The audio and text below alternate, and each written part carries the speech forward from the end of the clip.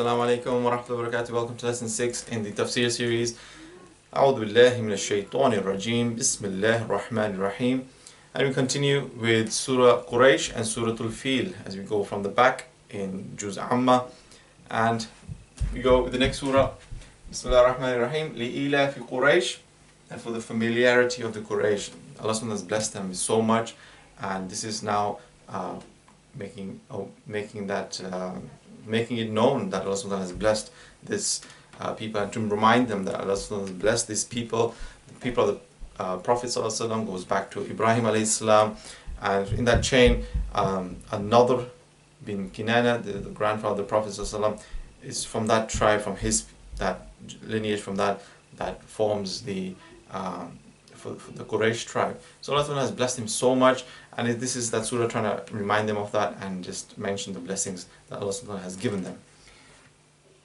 Ilafihim, their familiarity of Rihlat al-Shita'i wal-Sayf. So they have that thing of traveling north and south. Allah has made them a trading force, that they have trade routes, commercial routes going in the Shita. In the north they go south to Yemen, and in the Sayf, in the winter, in the summer, they go north because it's more cooler towards Sham and modern day Syria, Jordan, Palestine, and south to Yemen for when it's winter time. They go down there for the heat.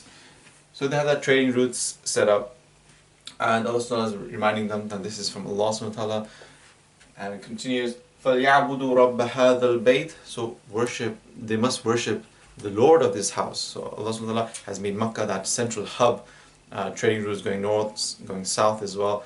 A lot of people come for pilgrimage as well to even pre-Islamic times. They will come for pilgrimage to Makkah, and so Allah subhanahu wa ta'ala made such a central location that was bustling with activity as well. And it continues that then Allah subhanahu wa ta'ala says, "Alladhi at'amahum min ju'." So Allah has given them to drink, to feed. He's given them food from when they were hungry. So initially there was no vegetation in this land when Ibrahim alayhi salam left Hajra alayhi salam and baby Ismail alayhi salam in this desert without any vegetation.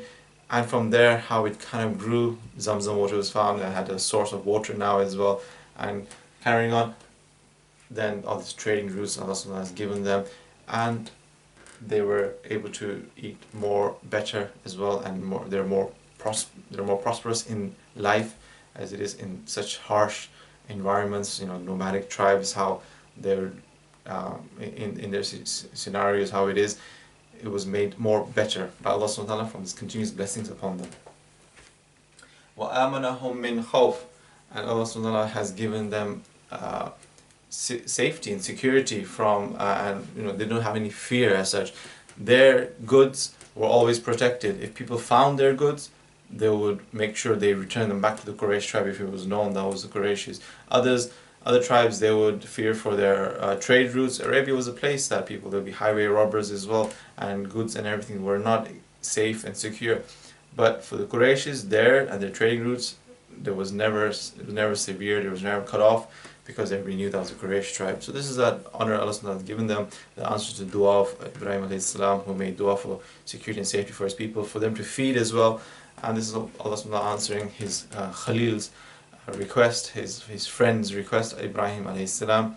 So the Quraysh, they mentioned in the Quran, whole surah name after that, the tribe of the Prophet ﷺ, that the people of the Prophet ﷺ, that to remind them of the great blessings Allah has given these people. And as we carry on to the Surah alFil, and this is again will also be a reminder of the blessings to the Quraysh tribe, because now this is coming more closer to the time of the Prophet ﷺ being born. As he goes, Alam tara kayfa fa'ala rabbuka bi ashabil fil. Have you not seen how Allah has dealt with the people of the elephant? And the people of the elephant is Abraha, one of the kings of Habasha, of Ethiopia, modern Ethiopia, previously Abyssinia, that area.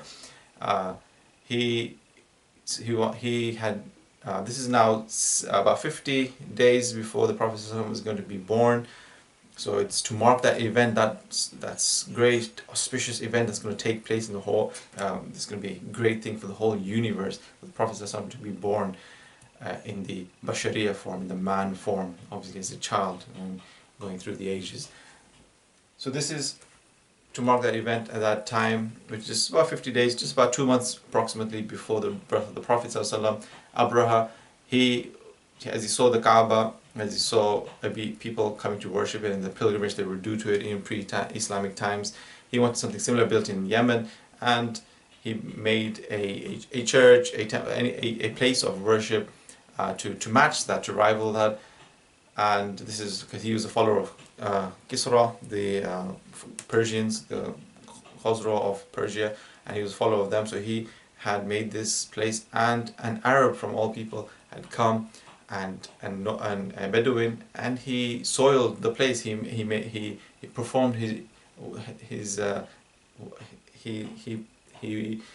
did his number one, number two. He did all that in that place of worship, and that made Abraha very angry. And obviously he gathered an army of elephants and his soldiers to go and let's now destroy the Kaaba. So that was his ultimate goal. So Allah says, do you not remember about this? And this is again to remind the Quraish, that people who Allah has blessed with so much, and to remind them about the Kaaba as well, and to remind them of how Allah has stopped this event from taking place. Alam yaj'al kaydahum fi tadlil. And he made their plans go astray, that it went down the drain, their plans of Abraha to destroy the Kaaba. وَأَرْسَلَ عَلَيْهِمْ طَيْرًا أَبَابِيلَ. So now this is Allah sending upon them birds, a flock of birds. Now, so the army, it marched on to destroy the Kaaba, and when they got to the outskirts, he had a meeting, Abraha, with Abdul Muttalib, the grandfather of the Prophet ﷺ. And even in that moment, Abraha was on his throne, and Abdul Muttalib, he was sat on the floor. That awe that even the grandfather of the Prophet ﷺ had, even the Prophet ﷺ had, he came down, Abraha came down, and he gave him lots of reverence and respect, and sat down on the floor with Abdul Muttalib. And at that moment, when he was sitting in the outskirts, he had taken 200 camels of Abdul Muttalib. So that's what Abdul Muttalib came to ask for them back. And this is where Abraha is surprised. I'm coming to destroy the Kaaba, and you're asking me, instead of to not destroy the Kaaba, you're just asking me for your 200 camels. And he says, well, I am the Lord of the camels, I'm the owner of the camels, I'm asking for them. The Lord of the house, the Kaaba, the owner, he will protect that. So Abdul Muttalib went with his people into the mountains to be safe from Abraha and his army.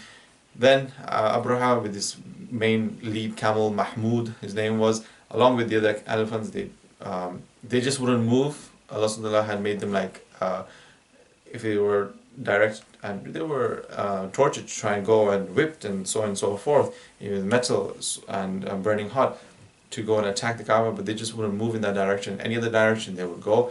So at that kind of time, then Allah subhanahu wa ta'ala وَأَرْسَلَ عَلَيْهِمْ طَيْرًا أَبَابِيلَ. So Allah sent a flock of birds, and what were they carrying? تَرْمِيهِمْ بِحِجَارَةٍ مِّن سِجِّيلٍ. So تَرْمِيهِمْ, they were striking them, they were throwing these rocks, these pebbles. And what are these pebbles? Min sijil, they were hijara min sijil, they were these pebbles from like of baked clay. They were these those things that were, this is a punishment, isn't it? I mean, this is Allah sending his help, and this is something that was going to not only just strike them and hit them, but it was completely going to destroy them. And as we'll see, what the effects of it is in the next verse, the birds would come and drop these things, and that would just totally make annihilate these the army of Abraha, and nobody would be able to withstand that coming from the bird's mouth, those stones of baked clay. فَجَعَلَهُمْ كَعَصْفٍ مَأْكُولٍ.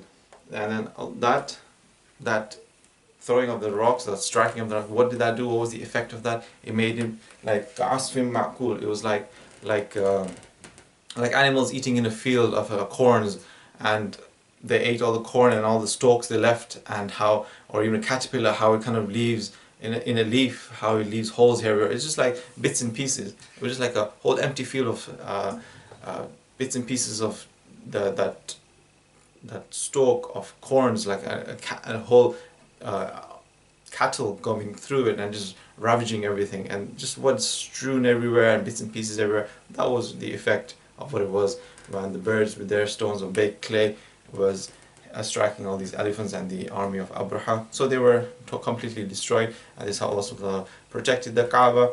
And also from here we have at that moment the meeting with Abraha and Abdul Muttalib. He did also give Ayman radiallahu anha, he gave that slave girl, she was only a girl at that time, that Habashi slave girl, to Abdul Muttalib as a gift at that time when the 200 camels issue was being dealt with. And that turned out to be she worked as the servant for Amina later on radiallahu anha, the mother of the Prophet ﷺ, and as well then she was one who would be upbringing the Prophet ﷺ when he was a child as well. So that was one thing that was given by Abraha to Abdul Muttalib, and later on the Prophet ﷺ would have Ayman in his life as well.